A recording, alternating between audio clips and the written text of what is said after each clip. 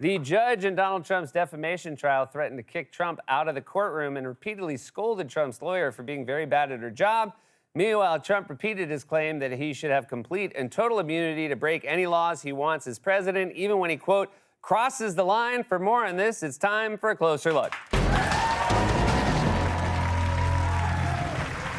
Not that they ever meant it, but the Republican Party has abandoned any pretense of caring about the Constitution or so-called limited government. As we've explained on this show before, that's what they used to say when they criticized Democrats. In fact, they were so hysterical about it, they even started using props. I think we need to return to constitutional government. I think they shredded the Constitution. This is like the whims of a dictatorship, where the elite leaders decide what parts of laws they like, what parts of laws they don't like, what they themselves will be subjected to. They believe in principles of big government. They believe in this relentless assault on our constitutional rights.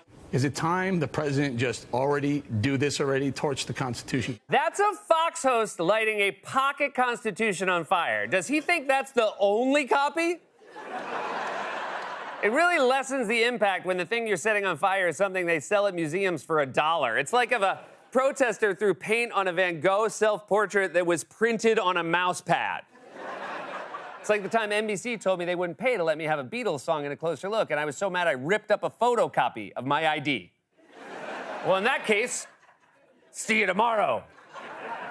The point is that supposed reverence for the Constitution was BS. They all immediately fell in line behind Donald Trump, a man who, as president, repeatedly claimed he had total authority to do whatever he wanted, and now Trump is claiming he must have complete and total immunity from prosecution. Last week, for example, his lawyer argued in court that the president should have the power to order SEAL Team 6 to murder a political opponent. And when he was asked about that hypothetical, Trump basically agreed. Do you agree with your lawyers what they said on Tuesday, that you should not be prosecuted or could not be prosecuted if you ordered SEAL Team 6 to kill a political opponent? I say this, on immunity, very simple.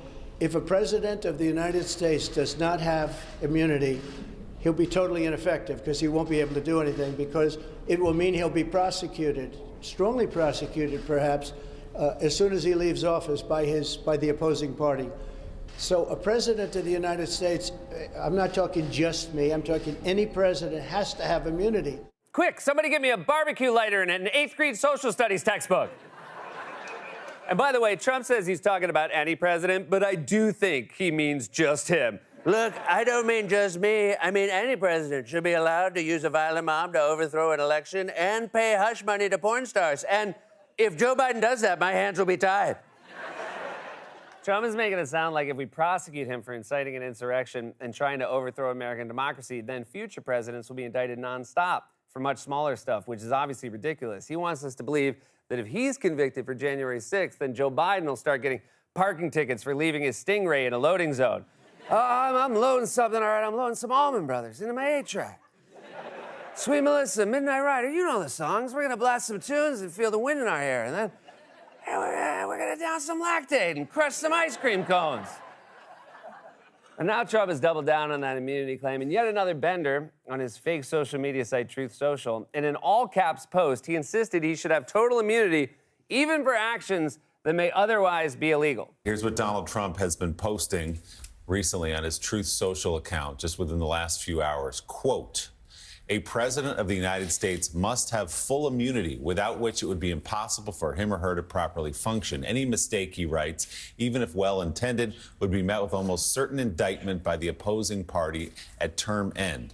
Even events that cross the line must fall under total immunity. It's chilling when Donald Trump uses the words cross the line, because that means he knows there's such a thing as lines.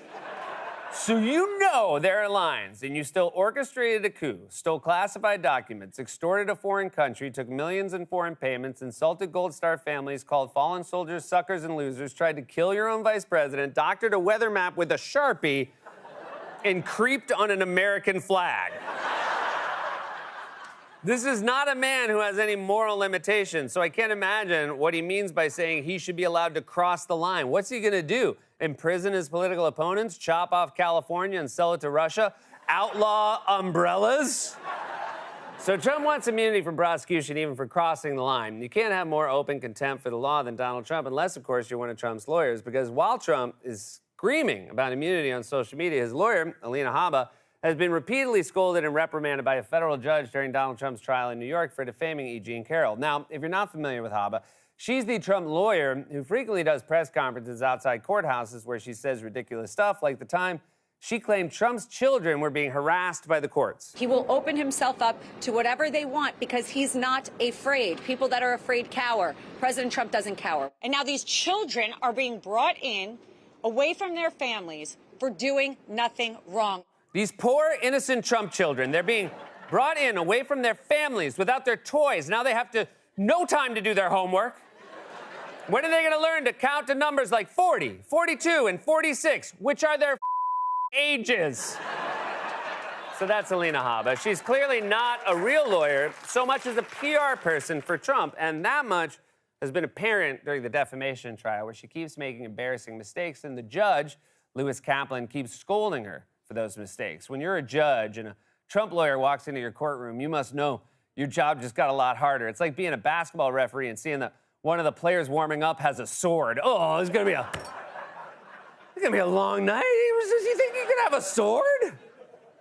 For example, as you may know, if you're a lawyer or a person who reads, or if you've ever seen an episode of Suits, there are rules for introducing evidence in a trial. I'm no Ivy League constitutional scholar, but I do know that you can't just take out random pieces of paper in the middle of a trial and start reading them without first going through the formal process of entering that document into evidence and making sure the judge and the opposing side knows what it is. And yet Habba tried to do exactly that yesterday, and the judge was furious. This is a moment that she has with the judge where she is reading a document in court. The judge says, "What exhibit is this, Ms. Habba?"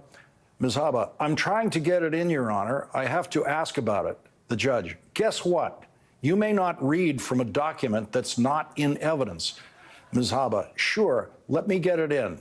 The judge, "No, we're going to take a break now, during which you should refresh your memory about how it is you get a document into evidence." Oh, you want her to refresh her memory on how to introduce evidence? Well, joke's on you, Judge. She never knew how to introduce evidence. At one point, he got even more fed up with Habba when she made a ridiculous motion for a mistrial. During her cross-examination, Habba asked Carroll, "Are you aware it is illegal to delete evidence?" Carroll's lawyer, "Objection. Habba, I move for a mistrial. Evidence has been deleted." Judge, "Denied, and the jury will disregard everything Miss Habba just said." Man, that is brutal. She's so bad at this, the judge is basically telling the jury, just pretend she's not here. The judge is talking about her the way you talk to your kids about the weird guy on the subway. He said the end is nigh. What does that even mean, Daddy? Just disregard it. Also, I love the move of making an accusation and then, before the witness could even respond, motioning for a mistrial based on your accusation. What other high-level tactics will Habba try? Miss Carroll, are you aware that loser says what? Objection. I move for mistrial. They interrupted before the witness could say what, and thus prove she's a loser. Judge, motion is denied, and from now on, the jury will be instructed to wear blindfolds and noise-canceling headphones every time Miss Habba speaks. But of course, it's not just Habba who's getting on the judge's last nerve. The judge also threatened to kick Trump out of the courtroom because Trump could be heard muttering disparaging comments during the trial. And even then, Trump could not help but get into a back and forth with the judge. Throughout her testimony, he was leaning over, talking to his lead attorney, Alina Habba. At one point in a break, when the jury was out of the room, Carroll's attorney raises to the judge, saying that she could hear him saying words such as con job, saying this was false and a lie. And so she raised this issue to the judge. The judge had asked Trump to be careful about what he was saying, but it continued. And then again, later on, this came up again, and the judge had this very tense exchange with the former president in court. The judge telling him, if he disregards court orders, Mr. Trump, I hope I don't have to consider excluding you from the trial. I understand you're probably eager for me to do that. Trump replied audibly, I would love it. The judge said, I know you would. You just can't control yourself in this circumstance, apparently. A judge actually had to tell a former president of the United States, you can't control yourself. Help, you can't even control an umbrella. Think about how low Trump has sunk. He's gone from the most powerful man in the world to alleged criminal muttering about con jobs at a New York courtroom while a sarcastic judge yells at him. I'd say there's nothing lower, but then these two clowns are behind 30 points, so Things are so crazy right now. In a year, Trump's either going to be president again or we're going to see him in Times Square offering to take pictures with tourists next to Elmo and Spider-Man. A picture costs $10, but for $20, I can hump you like the American flag.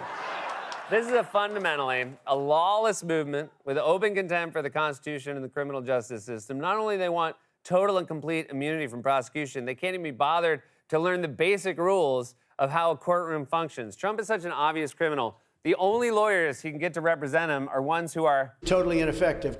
This has been A Closer Look. Hey, everybody, thanks for watching A Closer Look. And as a reminder, my brother Josh and I have started a new podcast called Family Trips with the Myers Brothers. We hope you listen. We hope you like it. And see you soon.